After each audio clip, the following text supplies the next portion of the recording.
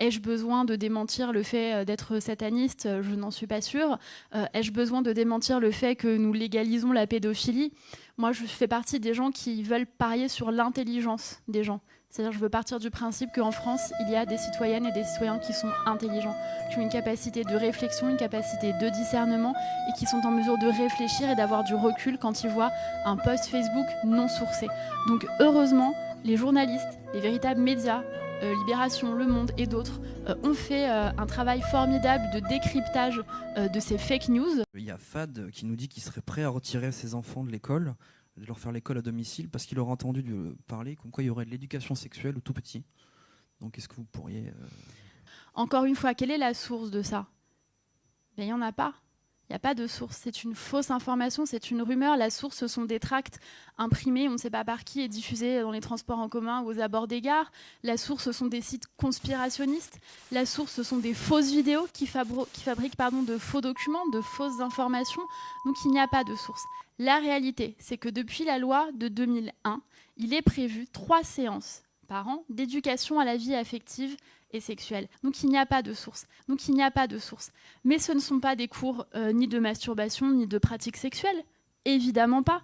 Ce sont des séances d'éducation à la vie affective et sexuelle. Qu'est-ce que l'on apprend dans ces séances?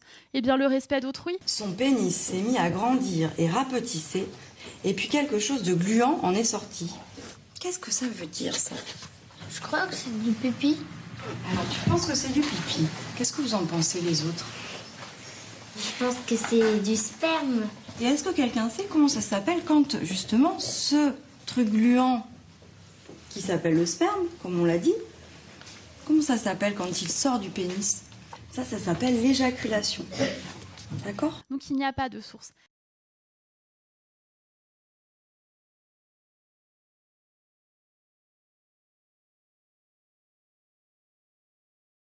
C'est un exemple personnel, j'en donne rarement, mais s'il n'était pas personnel, je pense que vous auriez peut-être du mal à me croire. Ma fille, qui a aujourd'hui 17 ans, quand elle avait 5 ans, septembre, début de CP, donc vraiment des tout piou-piou, c'est encore mon piou-piou, mais à 17 ans, plus grand que moi, mais vous voyez, des tout petits qui ne se connaissent pas, ça c'est aussi important, c'était dans une école où il n'y avait pas d'école maternelle avant. La maîtresse, adulte de 50 ans, a priori plutôt aguerrie, donc pas une jeune institutrice pour lequel l'enfant est asexué, pas de sexualité, va leur parler au mois de septembre de la sexualité, parce qu'on lui a dit qu'il fallait faire de la prévention et l'éducation à la sexualité, et elle va lui parler de l'aspect très hygiéniste de la sexualité, des risques du sida, des MST, donc la prévention, c'est important, mais 5 ans, parler du sida, des MST, donc vous allez faire l'amour, et faire l'amour, ça présente beaucoup de risques, vous êtes tombé enceinte, genre tout l'aspect des risques étaient dit, le plaisir, le bonheur, l'affection, le respect, c'était pas abordé, et elle va sortir un préservatif. Et ça, moi, je rends du travail, alors j'ai des journées des fois un peu chargées, et ma petite fille de 5 ans, d'Anne Angélique, me dit, maman, est-ce que tu pourrais m'acheter des capotes? Avec un petit sourire. Où là, j'ai un air complètement effaré, mon bébé, mon tout feu qui... Alors, à 17 ans, si elle me... J'espère qu'elle ne me parlera pas de capote à moi, mais qu'elle saura...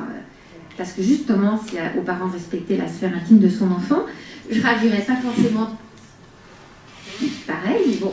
5 ans, c'est un peu tôt quand même. De capote, et avec l'air complice de son frère qui a 2 ans de plus, celui-ci me dit, bah ouais, maman, des préservatifs, en rigolant. Donc là, j'ai un grand moment de solitude. Vous savez, moment de solitude où vos enfants vous posent une question, vous disent quelque chose et vous dites, mais pourquoi ça me tombe à moi là-dessus?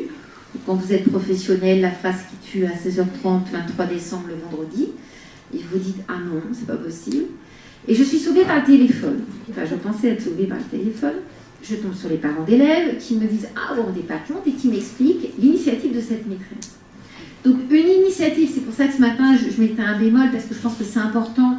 Je connais la difficulté en milieu scolaire et je pense que c'est important d'être dans une co-construction si on ne veut pas renforcer les confusions ou être dans des clivages. C'est compliqué, mais en tout cas, moi, c'est ma position. D'essayer de comprendre, de leur expliquer. C'est pour ça qu'on demande un moratoire, c'est pour ça qu'on demande que des professionnels expliquent aux enseignants, expliquent aux députés, expliquent à ceux qui font les lois ce qu'est l'éducation à la sexualité telle qu'exigée par l'OMS et ce à quoi on l'engage et qu'ils aillent voir les sites. je mets au défi les députés ayant des enfants de dire qu'ils ont été voir ces sites et qu'ils les cautionnent. En tout cas, si c'était le cas, ça m'inquiéterait sur leur propre rapport à la sexualité. Donc, cette institutrice va trouver comme explication et va en effet dire qu'elle a montré un préservatif. Et elle va préciser à l'inspecteur d'académie, mais monsieur, c'était pas un king size. Et quand vous montrez des images de clitoris, de pénis en érection, à des petites 5 ans, une petite zigounette, ou à des petites filles qui ont une petite vulve, qu'on leur empêche de parler des petits mots sexuels de l'enfant, c'est fondamental. Les filles sont beaucoup plus que les garçons, sont beaucoup plus riches. Mais c'est fondamental, on sait bien en expertise à quel point c'est important. On ne va pas dire, la petite Justine me dit que son père lui a mis son pénis dans la vulve. Non, papa il m'a embêté, sa zigounette m'a fait mal à la foufoune. Les termes d'enfant sont fondamentaux à respecter. Et c'est justement ça, certaines fois, qui fait l'authenticité des propos des enfants dans les expertises.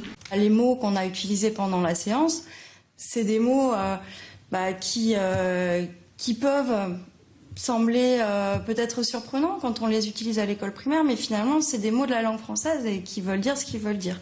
Et rien que ça, le fait d'intruser avec un vocabulaire adulte, ça montre que l'intervenant tout à l'heure n'est pas en capacité de s'ajuster au vocabulaire de l'enfant.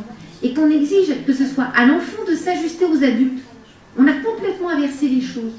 Et on est dans un problème éthique sociétal majeur actuellement, en tout cas en France. C'est à l'enfant de s'adapter aux adultes, c'est pas aux adultes de s'adapter aux enfants. Et de partir de leurs petits mots, de partir de la façon dont ils parlent de la sexualité, de la reproduction. Et là, ça peut être extrêmement traumatogène. Donc il n'y a pas de source.